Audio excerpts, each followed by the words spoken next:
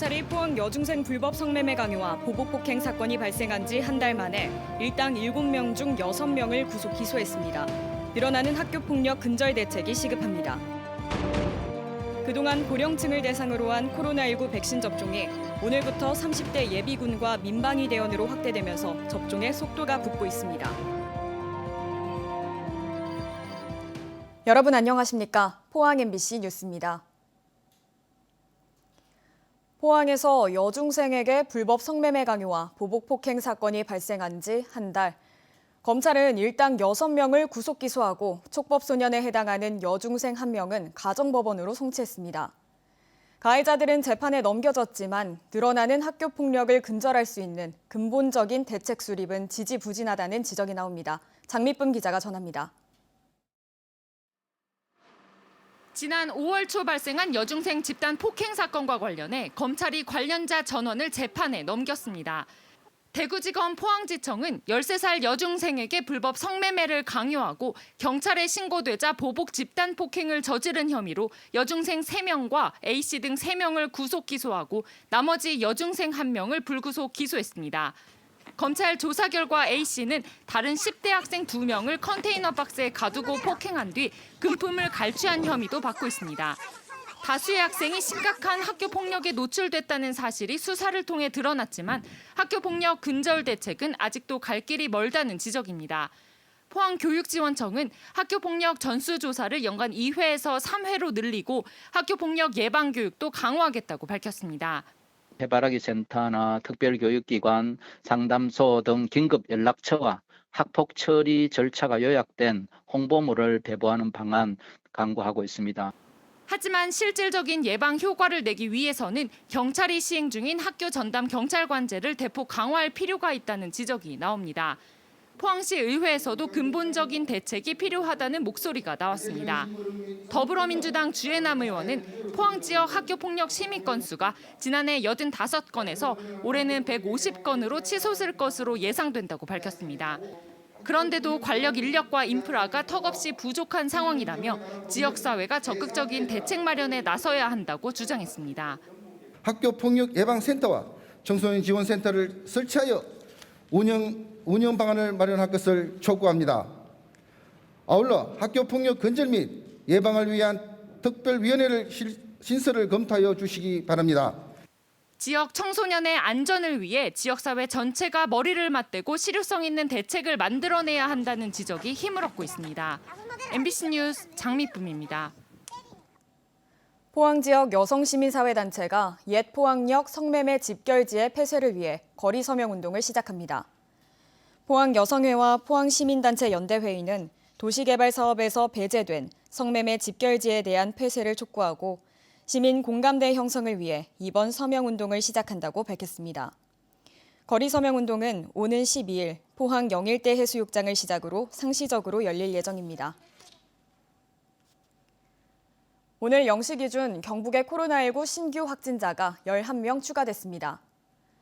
포항에서는 해병대원 1명이 휴가 복귀 전 검사에서 확진되는 등 4명이 양성 판정을 받았고 경주에서는 아시아에서 입국한 2명이 자가격리 해제 전 검사에서 확진됐습니다. 이 밖에 성주 3명과 구미 1명, 고령 1명 등 3곳에서도 대구 지역 확진자 접촉 등으로 5명이 확진됐습니다. 오늘부터 코로나19 얀센 백신 접종이 시작됐습니다. 얀센 백신은 예방 효과가 어떤지, 1회 접종만으로도 괜찮은 건지 직접 얀센 백신을 접종한 기자의 이야기를 들어보겠습니다. 양관희 기자입니다.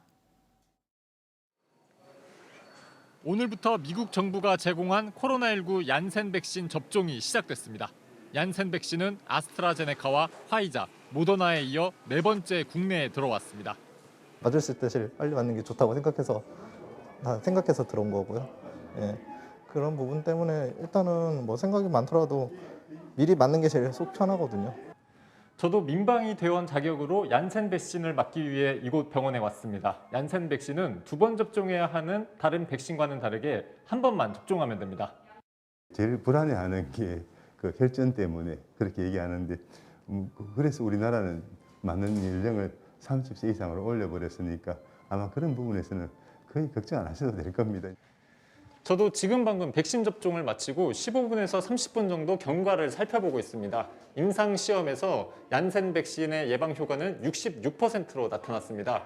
화이자와 모더나는 95%로 나타나서 기다렸다가 이들 백신을 맞겠다는 의견도 나오고 있지만 전문가들은 이 두 개의 백신을 단순 비교해서는 안 된다고 말합니다.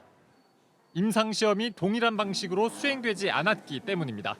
얀센은 전 세계적으로 유행이 심각한 지난 겨울 미국과 남아공, 브라질 등 7개국에서 임상시험을 진행했습니다. 남아공 등에서는 변이 바이러스가 유행하고 있었습니다. 화이자와 모더나는 유행이 잦아들던 지난해 하절기 주로 미국에서 시험했습니다. 만약 유행이 심각하지 않은 국내에서 얀센을 접종하면 예방 효과가 더 좋게 나올 가능성이 있다는 얘기입니다.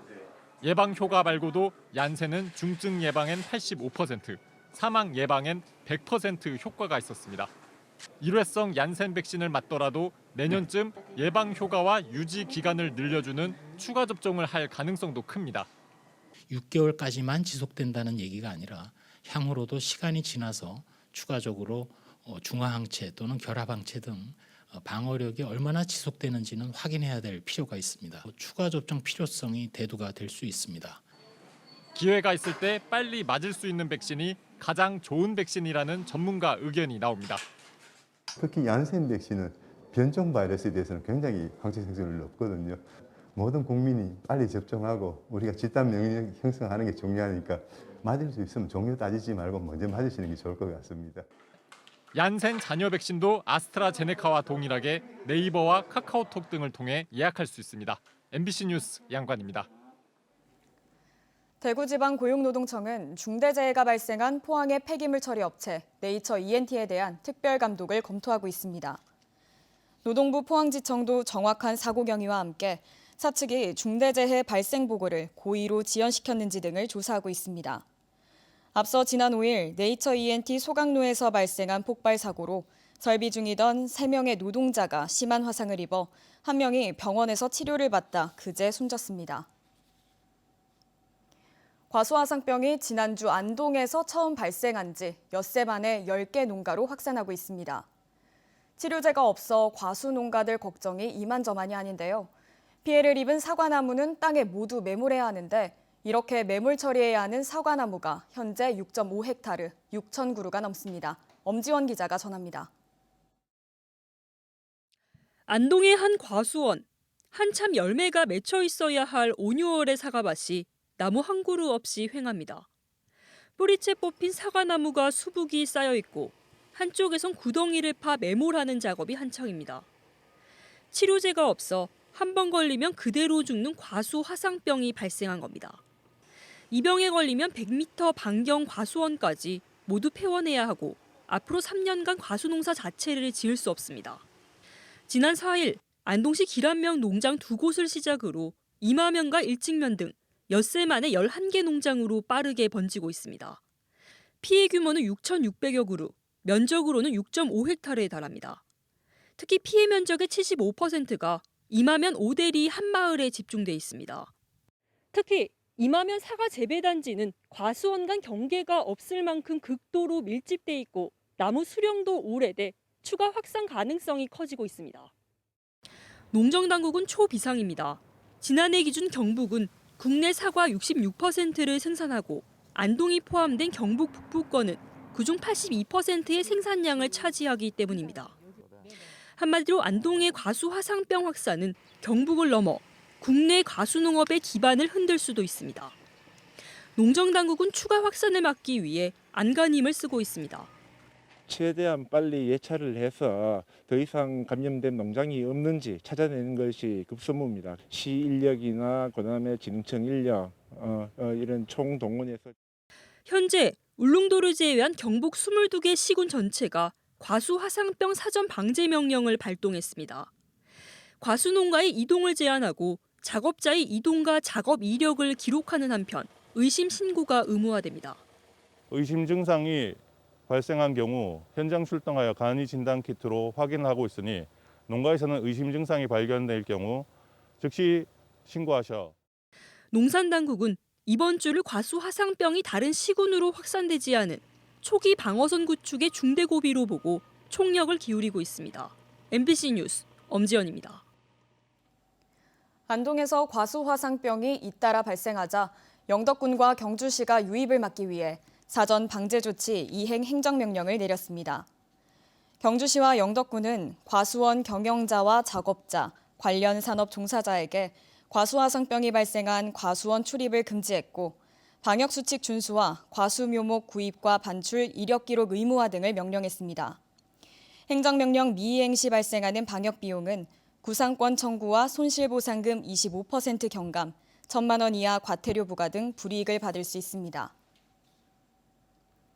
경북도 의회와 포항시 의회가 도쿄올림픽 홈페이지에 독도를 일본 땅으로 표기한 행위를 규탄했습니다. 경상북도 의회는 오늘 성명을 내고 올림픽 공식 홈페이지에 독도를 일본 영토로 표기한 것은 영유권을 침해한 국제법 위반이자 올림픽 정신에 반하는 도발이라며 독도 표기를 즉각 삭제하라고 요구했습니다. 포항시 의회도 오늘 정례회 개회 전 의원 전원이 일본 정부를 규탄하는 내용의 어깨띠를 두르고 독도 표기의 즉각적인 삭제와 사과를 촉구하는 퍼포먼스를 펼쳤습니다. 울릉군과 대저건설이 울릉항로 대형 여객선 신조 및 운항을 위한 실시 협약을 체결하고 2023년 취항을 위해 힘을 모으기로 했습니다. 협약에 따라 대저건설은 2,000톤급 이상이면서 최고 속력 40노트 이상인 여객선을 2년 내에 건조하고 울릉군은 취항 시점부터 20년간 행정적, 재정적 지원을 합니다. 새 여객선은 25톤에서 30톤의 일반 화물 적재 공간을 갖춰야 하며 울릉 주민의 편의를 위해 오전 출항과 여객 정원의 20%를 주민들에게 우선 배정하는 내용도 협약에 포함됐습니다. 내일은 비 소식이 있습니다. 현재 서쪽 지역과 제주도에 비를 뿌리고 있는데요. 경북 동해안에는 내일 새벽부터 비가 내리기 시작하겠습니다. 조주경 기상캐스터입니다.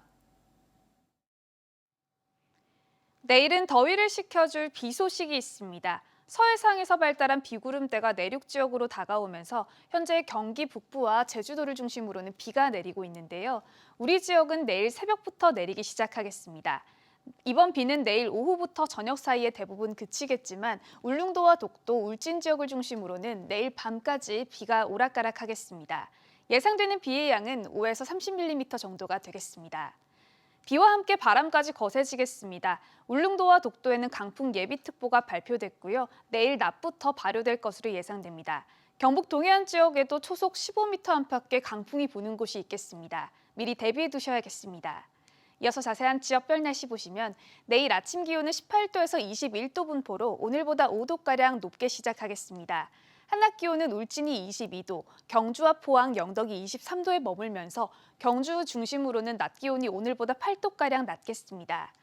울릉도와 독도에서는 낮부터 강한 바람이 불어들겠습니다. 아침 기온은 19도에서 20도 분포로 시작하겠고요. 한낮 기온은 울릉도와 독도 20도에 머물겠습니다. 동해 중부와 남부 먼바다를 중심으로는 내일 오후부터 풍랑특보가 발효될 것으로 예상됩니다. 바다의 물결은 전해상에서 최고 3.5m까지 높게 일겠습니다. 비가 그치고 다가오는 토요일부터는 다시 맑은 하늘을 되찾겠습니다. 날씨였습니다. 포항시 승격 72주년을 축하하는 포항시민의 날 기념식이 오늘 포항 문예회관에서 열렸습니다. 오늘 기념식에서는 코로나 방역을 지휘한 강재명 성모병원 과장과 향토사학자 황인, 임성남 포항지진 범대위 단장, 김영찬 제철동 주민협의체 위원장 등 12명이 특별상을 수상했습니다. 포항시민의 날은 포항항이 개항한 1962년 6월 12일을 기념해 2004년 제정됐습니다. 경북교육청이 오는 12월까지 7개월간 유초등 수업 지원교사 76명을 배치합니다. 수업 지원교사 배치는 수업 결손을 적시에 보충하고 단기 기간제 교원 채용의 어려움을 해소하기 위해서입니다. 경북교육청은 올해 시범 운영한 뒤 만족도 조사 결과를 바탕으로 확대 여부를 검토할 방침입니다. 면역 증강 보조제가 필요 없는 조류 인플루엔자 백신이 개발됐습니다. 포스텍 생명과학과 황인환 교수 연구팀은 건국대, 경상대 연구팀과 그린 백신 기술을 기반으로 면역 증강 보조제가 필요 없는 다양한 AI 백신을 개발했다고 밝혔습니다.